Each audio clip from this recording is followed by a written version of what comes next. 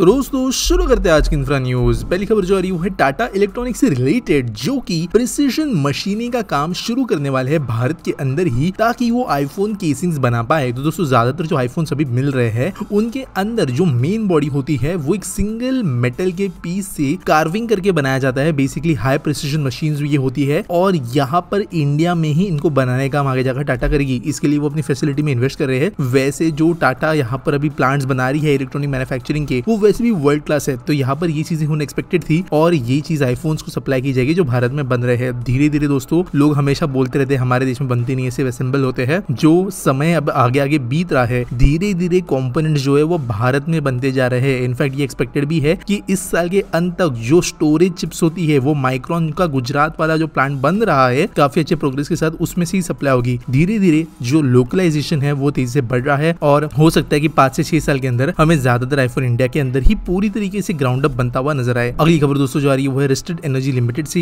जिन्होंने data reveal किया है उनके मंथली एनर्जी इंस्टॉलेशन से रिलेटेड, जहां पर रिकॉर्ड सर्ज हुआ है 7.1 गीगावाट से। तो इनका पिछला साल का जो था उसके हिसाब से डबल हुआ है। गुजरात, राजस्थान, मध्य प्रदेश, महाराष्ट्र इन स्टेट्स के अंदर इन्होंने मेजरली एक्सपेंशन किया है और जो सोलर पार्क से वहां पर इंस्टॉलेशन करते हुए इन्होंने अपने आउटपुट को बढ़ाया है। अगली खबर दोस्तों आ रही है पावर मेक प्रोजेक्ट से लिमिटेड, जिन्होंने बैक किया ऑर्डर 232.03 करोड़ रुपीस का और इसके अंतर्गत वो बनाएंगे एक पावर हाउस और एक balance of plant thermal project and coal handling plant के लिए। तो बेसिकली ये सब जो है चीजें ओडिशा के अंदर होगी तलचर में, और यहाँ पर state own engineering from BHEL भी जो है वेरियस पैकेजेस में काम करने वाली है। यहाँ पे यूनिट 1 एंड 2 जो है वहाँ पे 2 बिल्डिंग्स है, 660 मेगावाट की एक होगी, यानी यह काफी बड़ा ये प्रोजेक्ट है। अगली खबर दोस्तों जो वो है राही इंफ्राटेक लिमिटेड से और NMC इंडस्ट्रीज प्राइवेट लिमिटेड से, जिन्होंने बिड्स सबमिट की है सप्लाई करने के लिए ballasted tracks for Nagpur metros 43.8 kilometre phase 2। तो दोस्तों आप जानते हो कि ट्रैक्स मेट्रो के लिए ऑब्वियसली लगेंगे, तो यहाँ पर अलग अलग लेवल पे काम चल रहा है। ये जो कंपनी ने कहा है कि वो यहाँ पे स्लैब ट्रैक सप्लाई करने के लिए बिड रखते हैं। अब ऐसा नहीं है कि काम दे दिया गया है, चीजें चेक होगी, दूसरे कंपनीज को भी देखा जाएगा और अकॉर्डिंगली जो है बिड्स दी जाएगी फाइनली सबमिट होके। अगली खबर दोस्तों जो आ रही है वो है केम्पेगौड़ा मेट्रो स्टेशन से रिलेटेड, जहाँ पर एक ब्रिज जो कनेक्ट करना था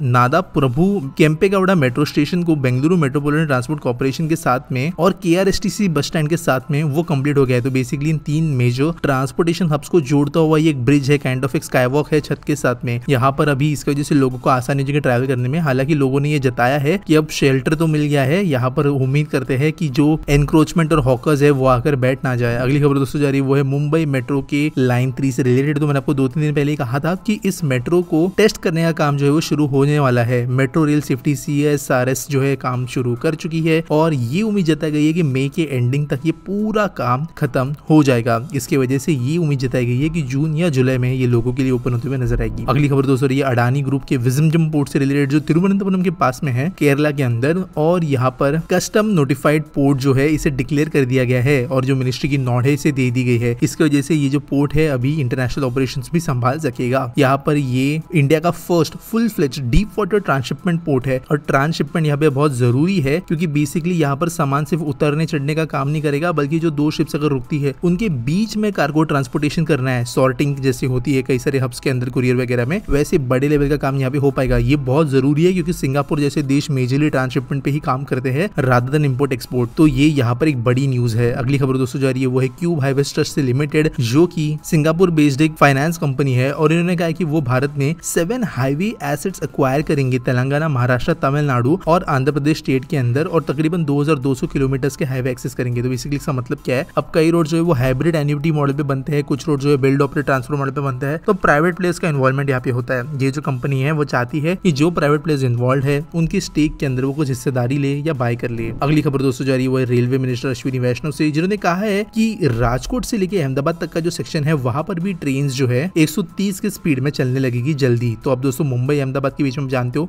160 तक की टेस्टिंग वगैरह हो गई है, फेंसिंग पूरी तरीके से कंप्लीट हो गई है और अब आगे राजकोट तक फेंसिंग का काम चल रहा है। तो यहाँ पर इसकी वजह से 2 से 2 घंटा 15 मिनट के बीच में ही राजकोट और अहमदाबाद की जर्नी आगे जाके पॉसिबल होगी। अगली खबर आ रही है मध्य प्रदेश टूरिज्म बोर्ड से, जिन्होंने एक MOU साइन किया है inland waterways authority of India IWAI के साथ, और यहाँ पे गवर्नमेंट ऑफ गुजरात के साथ में भी एक MOU साइन किया है। और इसके अंतर्गत ओमकारेश्वर मध्य प्रदेश, जहाँ पर बेसिकली एकता धाम या स्टैच्यू ऑफ वननेस बनने वाला है, वहां से लेकर स्टैच्यू ऑफ यूनिटी जो केवड़िया में मौजूद है उसके बीच में क्रूज शिप्स चलाए जा सकेंगे। तो दोस्तों यहाँ पर एक नया टूरिज्म काइंड ऑफ यूपी में जो हो रहा है गंगा में, वैसे ही यहाँ पर नर्मदा के अंदर भी सिमिलर सर्विसेज शुरू करने के लिए MOU साइन किए गए हैं। अगली खबर दोस्तों जो आ रही है वो है कोयम्बतूर रेलवे स्टेशन से, स्पेशली कहते हैं कोयम्बतूर नॉर्थ रेलवे स्टेशन से जब ये तीसरा प्लेटफॉर्म रेडी हो गया है। 250 मीटर लंबा ये प्लेटफॉर्म है। मेमू ट्रेन का यहाँ पर बोर्डिंग डी बोर्डिंग होगा और मेन एंट्रेंस के पास में है। इसके वजह से स्टेशन की कैपेसिटी बढ़ गई है। अगली खबर दोस्तों जो आ रही है वो है स्टेट रन REC लिमिटेड से, जिन्होंने साइन किया है agreement Chenab valley power project private limited से, जिसके अंतर्गत ये फाइनेंशियल असिस्टेंस प्रोवाइड करेंगे ₹1,869 करोड़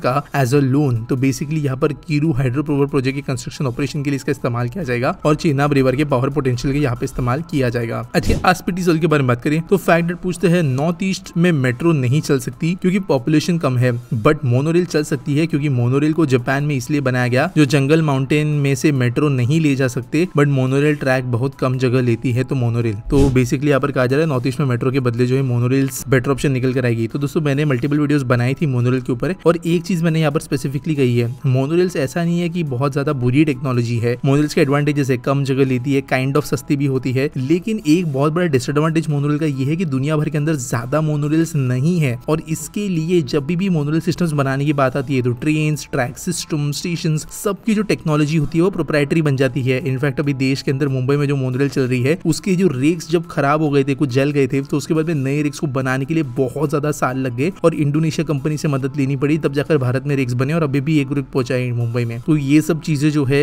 ये मोनोरेल को जो है काइंड ऑफ इतना ज्यादा अच्छा ऑप्शन नहीं बनाती। मोनोरेल के डिसएडवांटेजेस भी है, ज्यादा स्पीड में वो नहीं चल सकती, ज्यादा लंबे डिस्टेंसेस के लिए वो अच्छी नहीं है, बहुत ज्यादा नंबर ऑफ कोचेस उसके अंदर हो नहीं सकते। तो दूसरे ऑप्शन जैसे कि अगर बहुत ही कम डेंसिटी है नॉर्थ ईस्ट में कुछ शहरों में तो वहाँ पर रोपवेज हो गए, BRT सिस्टम्स हो गए, ये बेहतर ऑप्शन निकल कर आता है। मोनोरेल कहीं ना कहीं पे लोग हिचकते हैं इसको अभी इंडिया में या और दुनिया भर में यूटिलाइज करने के लिए, क्योंकि उसकी सप्लाई चेन इतनी अच्छी नहीं है, ट्रैक रिकॉर्ड जो है वो ज्यादा जगह पे खराब है और कम जगहों पे अच्छा। तो ये सब चीजें भी सोचनी पड़ती है। उम्मीद करता हूँ सवाल का जवाब आपको मिल गया होगा। अगर आपके पास कोई सवाल है आप कमेंट सेक्शन में मुझे पूछ सकते हो। अगर आपको कोई न्यूज सबमिट करनी है तो उसके लिए आपको डिस्क्रिप्शन में एक लिंक मिल जाएगी। मिलेंगे अगले वीडियो में।